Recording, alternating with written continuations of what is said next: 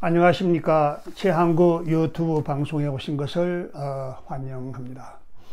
오늘은 히브리들의 이야기 가운데서 가장 중심이 되고 중요한 인물 모세에 대해서 계속해서 말씀을 드리겠습니다. 오늘은 모세와 일신교라고 하는 것, 모세와 유일신 신앙에 대해서 말씀을 드리겠습니다.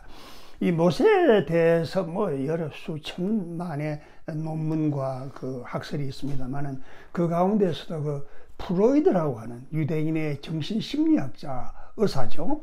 한 질문을 중심으로 해서 오늘 말씀을 드립니다. 이 유대민족이라고 하는 것은 아주 기괴한 민족들입니다. 아주 특수한 민족들이고 인종이기 때문에 일반적인 민족이 상상하지 못하는 그런 질문, 그런 생각, 그런 발명을 하는 사람들입니다. 그래서 이 프로이드가 이제 모세를 향하여 여러 질문을 하는 것을 중심해서 말씀을 드리는데, 사실 이 유대인들이 얼마나 엉뚱하냐 그러면 오늘날 세계를 지배하고 있는 하나의 사상이 뭡니까? 자본주의라고 할 수 있겠죠. 자본주의. 두 번째는 공산주의가 이 세계를 지배하는 정신 가운데 중요한 것으로서 오늘 이 세계는 자본주의와 공산주의의 대결이라고 할 수 있습니다. 근데 이 자본주의라고 하는 것도 이설이 있습니다만은 역사적으로 보면 유대인들이 발전시켜 만든 것이고, 공산주의라고 하는 것도 이제 유대인들이 만든 것. 결국 유대인의 생각 속에서 이 두 사상이 나오게 되고, 또 뒤에 가서 계속 이야기를 하겠습니다만은 우주를 열어보는 창문을 연 것도 유대인이고, 인간 속 내부를 열어서 인간 정신을 해부한 사람도 유대인들입니다. 그러니까 얼마나 참 기괴한 인물들입니까? 그래서 프로이드라고 하는 사람이 쓴 책 가운데 모세와 일신교라고 하는 게 있어요. 여기에서 이제 프로이드가 모세에 대해서 질문을 하는데, 본래 모세라고 하는 사람은 애굽 바로 궁에서 아톤이라고 하는 태양신을 전파하기 위해서 애굽 사람들을 모으는데, 애굽 사람들이 말을 안 듣는단 말입니다. 그러니까 어떻게 하면 자기의 학설을 주장할 수 있는 사람을 찾을 수 있을까? 그래서 유대인을 찾았다. 그러니까 유대인이라고 하는 것은 가장 말을 잘 듣는 사람이잖아요. 그 당시 자기들의 입장이 너무나 참 처절하기 때문에 애굽의 왕자가 지도를 한다 그러니까 얼마나 좋아하겠어요. 근데 그걸 하다가 이제 들통이 나가지고 결국 모세가 미디안 광야로 이제 쫓겨가게 되거든요. 미디안 광야로 쫓겨나가서 이제 앞에서 말씀했던 그대로 미디안 광야에서 이제 이드로를 만난다 말이에요. 근데 이 이드로를 만나기 전에 과연 모세가 아브라함을 알았을까 이 말이야. 아브라함을 몰랐으면 어떻게 일신교를 알았을까? 그래서 애굽의 왕정 생활 속에서 모세가 아브라함을 알았을 리가 만무하다. 그래서 프로이드가 말하기를 모세는 히브리 사람, 유대인이 아니라는 거예요.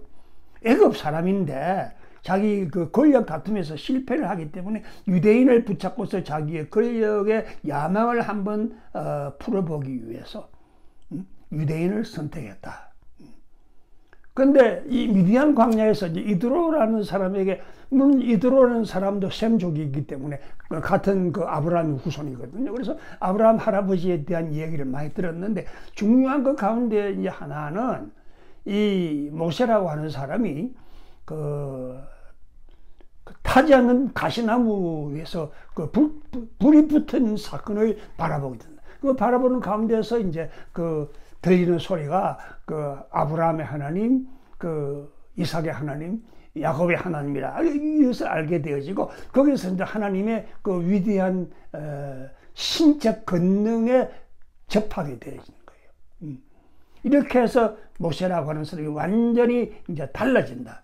완전히 자기 인생이 달라져서 이때부터는 아톤 뭐 태양 종교고 뭐 애굽 종교고 이 문제가 아니고 완전히 이제 아브라함 일신교 사상, 그 한 분 하나님의 일신교 사상으로 이제 자기 생각을 전환하게 되어지는데, 이런 그 모세 행적들, 뭐 예를 들어서 불타는 가시나 앞에서의 일들, 뭐 나일강에서 둥둥 떠다니다가 그 공주에 의해서 뭐 그 왕자의 자리를 앉는 것, 이런 일들을 어떻게 누가 알고 기록을 했을까? 뭐 많은 사람들은 모세가 기록했다 그러는데, 물론 뭐 모세가 기록했다는 것에 대한 의의는 없어요. 없는데 실상인적 모세가 직접 기록한 것은 아니고, 그 여러 가지 이제 그 학설이 있는데, 이것에 대해서 의의를 처음 제기한 사람이 누구냐면 벨하우젠이라는 사람입니다. 벨하우젠이라는 사람이 이거는 일종의 해겔학파에 속하는 역사 연구가인데, 그 모세에 대해서 역사 연구를 정확하게 하자. 전설이나 뭐 신비 같은 이런 걸 떠나서 역사 연구를 정확하게 하자. 그래서 이제 모세 오경을 연구하면서 이 양반이 찾아난 것이 뭐냐면 하나님의 이름이 다르다 이거야. 뭐 여호와라 그랬다가 야훼라 그랬다가 엘로라 그랬다가 엘로힘이라 그랬다가, 여기에서 그 하나님을 믿는 여러 사람이 있었다. 그래서 이 사람이 이제 그 모세 오경 구약 연구를 학문적으로 과학적으로 하자. 그래서 이 사람이 주장한 것은 모세 오경은 모세가 기록한 것이 아니다, 이런 주장을 하게. 물론 이제 그 벨하우젠이 주장한 이 모세의 모든 기록은 하나의 가설이요, 아주 모세 후기에 기록하고 만들어진 하나의 픽션이다, 이렇게 했는데, 물론 이제 그 나중에 연구한 바에 의하면 벨하우젠이 이제 주장한 것은 옳지 않은 것으로 밝혀졌지만은, 벨하우젠이 그 구약을 연구하는 데 있어서 굉장히 중요한 동기를 제공한 것만은 사실이라고 했습니다.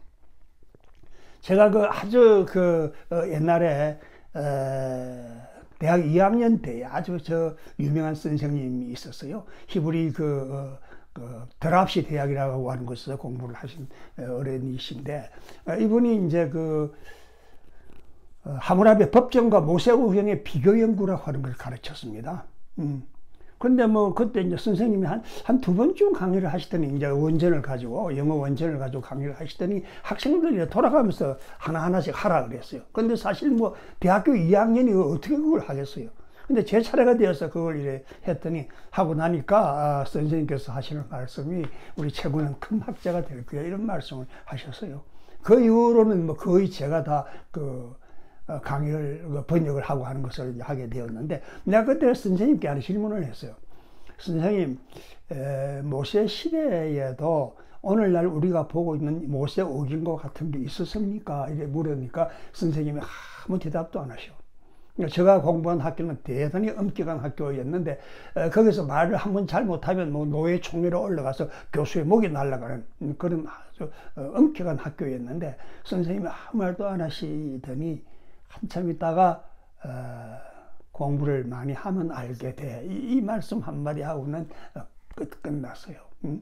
정말 지혜스러운 대답이라고 생각을 합니다. 근데 제가 가지고 있는 생각 가운데 하나가, 이 모세의 일신교, 모세의 그 행적들을 누가 기록했는가? 나는 생각하기를 유대교 아니 구약 성경 전체를 연구하는 방법 가운데 여러 가지 뭐 문서 비평이니 뭐 본문 비평이니 여러 뭐 하등 비평, 고등 비평 다 있는데, 제가 생각하는 것은 전성사 비평이라고 생각을 해요. 이 전성사 비평의 설명은 좀 길어지는데 다음 기회가 되면은 길게 하도록 하고요. 일단 모세의 오경 행적, 모든 것의 기록, 그것이 보존되어 내려온 것은 전성사 학파, 전성사의 학자들에 의해서 오늘날 이렇게 전수되어 온 것이 아닌가라고 생각을 합니다. 오늘은 모세와 일신교에 대해서 함께 생각을 나누었습니다. 대단히 감사합니다.